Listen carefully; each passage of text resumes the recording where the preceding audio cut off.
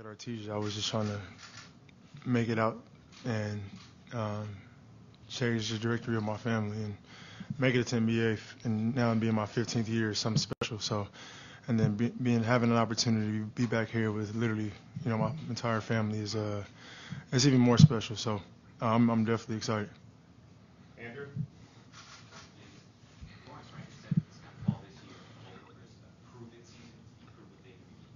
Mm-hmm. Someone who last year did deal on a new team. Do you feel like there's anything you're motivated to prove in this season? Yeah, everything. I'm very elite and as an individual, and then I can, I can fit in with anybody and make a championship run work. So I think all of us are on the same page in the sense of the individual stats and all those things are, past us, and we all got one goal, and I think everybody knows what that is. So for me, it's just going out here and finding, the best way to contribute to this team. James, when you joined Brooklyn, everybody thought it was an unbelievable trio, and obviously there were things out of your control. Yep. And then you go to Philadelphia, team up with Embiid, but things don't work out. Why do you think this situation will work out for you and be better for you? Like I said, it's just I think the individual, like for the most part, everybody has done a lot in their individual careers, and so, obviously those other two situations was a championship, but injuries happen, and then the last situation was the business side of it, so out of my control. So if you're just talking about strictly basketball, then we definitely have an opportunity. When you talk about other things that you can't control, then you can't control those things. You know what I mean? So hopefully none of those things happen, and we can just focus on basketball and giving ourselves the best chance. Tomer? James, Tomer, sorry, nice to meet you. First of all, what did you realize you didn't want to do Philly anymore, and why did you specifically target the Clippers? Because that's, this trade is very public, and it's always the Clippers. Why did you target this team specifically? A few different reasons. But that last situation in Philly, those fans were really, really great. Teammates was great. Leaving Brooklyn, which was a funky situation, and going to Philly, leaving a lot of money on the table from Brooklyn, going to Philly. Once again, last summer, taking $26 million less to be able to sign and make the team better and the organization better. Changing my role, which media is, is ball dominant, which my ball dominance is really effective. But changing my role, trying to change the narrative, trying to sacrifice and do whatever it takes to win at the highest level. Like, whatever people talk about and say, I just want to win at the highest level. So taking less money, sacrificing the role, like, that's not talked about. It's talked about the other, BS. But, and it just didn't work out. So, me leaving Brooklyn and thinking I'm going to retire as a Sixer, and the front office had other plans. They didn't want me, and it's that simple. So, and there's more detail, more, to where I can't talk about, but there's a lot of narratives. I don't have social media, but there's a lot of narratives and people talking, and just people think they have an opinion or a voice, and other people listen to it. But none of that is true. I'm not the type to go back and forth or be explaining myself, because you're always going to take something out of what I say and make it into a different story. So, long story short, I'm happy I'm here. I'm excited to be able to show how good individually and how good this team can be and is going to be. And, yeah. Well, Murray, not the athletic. How you doing, brother? I know that we're going to talk about the offense a lot. Yeah. We're going to talk about one goal a lot all these songs. Defense validates what a team can do at a high level. You've been on winning teams every year. There's been some defense involved. How can you, with the guys that you're going to be playing with, contribute on that end of the floor? I think that the system that we have is really good. I've been watching the games, and for me, it's just staying locked in. Whether it's defensively or offensively, like knowing what we're doing, knowing what our schemes are, and making sure that I'm doing the best job that I can do and controlling what I control. And so that's just being the best version of myself, watching film, consistently communicating with coaches and teammates and trying to figure out how can I be great on both ends of the ball. It's going to take some time, hopefully not too much time, but I'm pretty sure I know what I'm doing. Malika? Hey, Malika. You're in a Clippers uniform. You're excited to Yep. be here. Yep. When do you plan to make your debut? I had a really good workout today, so I think our next game is Monday. So tomorrow we'll practice and a few days and hopefully be ready to go by Monday. Hey James, Hey. also on Fox Sports. I assume the reason why you really want to come to the Clippers is because you think it's your best chance of winning a championship. What is it about teaming up with Kawhi and PG and Russ makes you think they have the best chance of doing that here? I think obviously they're already a really good team. I think the coaching staff is really, really good as well. Then I'm back home.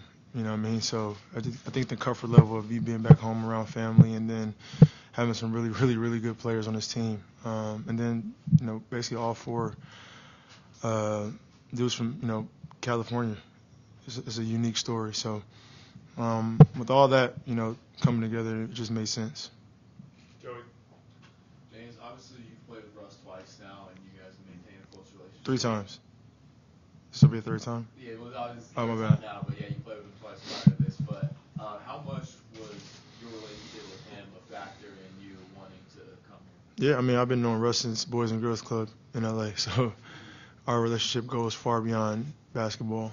But yeah, of course, he was one of the reasons. You know what I mean? Like, I feel like he felt like he has something to prove as well. And all in all, we got a goal that we're trying to accomplish, and what better way to do it together in LA? So definitely one of the reasons. Janice? James, have you ever thought about how the four of you are going to fit on a court, how it's going to work? Yeah, I mean, for me, I've been in situations where I've been having the basketball or situations where, I play off the basketball. I was in a similar situation in Brooklyn where you got 2 guys that can score the basketball and create mismatches, with defenses. So I'm fine on the basketball, off the basketball, pick and roll, catching and shooting. We have some really good coaches. We have some a lot of really unselfish players to where if things are going, if one of those guys or even somebody like Norm, or Bones or any of the teammates got it going, we got a pretty good team and a pretty unselfish team where we can see that and let them go. For me, I can score the basketball, but I'm a very, very good passer as well. So I can facilitate. Nick? Hey, James. Nick Hamilton, thank you guys for getting welcome to Clippers. Appreciate it. You being LA SoCal native, along with you said Russell, PG, Kawhi, that storyline is obviously interesting. But as far as LA basketball and the culture of LA basketball, how inspiring is it for those that may be coming up to see you four at the elite level achieving your dream? That's special. That goes like beyond us. You know what I mean? Like, we were those kids looking up to guys like, Paul Pierce and, Baron Davis, and those guys are OGs, that had very, very successful careers. And we have an opportunity. I think we've been doing a really good job thus far, but we have even a better opportunity to do it and show them, whether it's in the community, whether it's on the court, just overall. So that's definitely a story that, we'll try to push and trying to help the community because, like I said, they're next and, they're watching us. Sarah? Hey, James, Sarah Joy from American. Hey. So you have actually sacrificed your role and played a lot of different roles in Philadelphia and Brooklyn. What was the biggest challenge you had to overcome in that? And how do you think it can help you moving forward here? I think the Brooklyn situation was just, it was a lot, but not in the sense of, me. I think it was the injury aspect of it. I had never really been injured in my career, so just trying to fight through the injury and prepare myself and get myself out. Like even in that playoff series, I strained my hamstring like a grade 2 and still come back and try to play. Like that was just frustrating for me. So that was that. And then Philly is just changing my role, knowing I can give more, knowing I can do more. But if you want to be honest, like being on a leash and like me knowing in order for us to get where we want to get to, I was going to have to be playing my best offensively, whether it's facilitating and scoring the basketball, and Joel as well. And I never really, had that opportunity. So I think all that plays into where I am today, where whatever T. Lue and the coaching staff needs me to do, I've been prepared and been in both situations, whether me scoring, 15, 16 points or scoring 30. Like, as long as we win the game and everybody's feeling confident and good about themselves, that's all that really matters. Two more, Rachel, then Justin. What's up, Rach? Just talking about your playing style and how it felt playing on a leash to some degree. Yep. Is that something you feel you're going to have to also do here? And what does it feel like when you're out there doing that? And how is that going to work? I don't think when I'm in a leash, I'm not meant just shooting the basketball every time. I meant like I think the game and I'm a creator on the court. You know what I mean? So if I got a voice to where I can, hey coach, I see this. What you think about this? Then it's like, oh, okay. Like somebody that trusts me, that believes in me, that understands me, that I'm just not I'm not a system player. I am a system. You know what I mean? So somebody that can have that dialogue with me and understand and move forward and figure out and make adjustments on the fly throughout the course of games.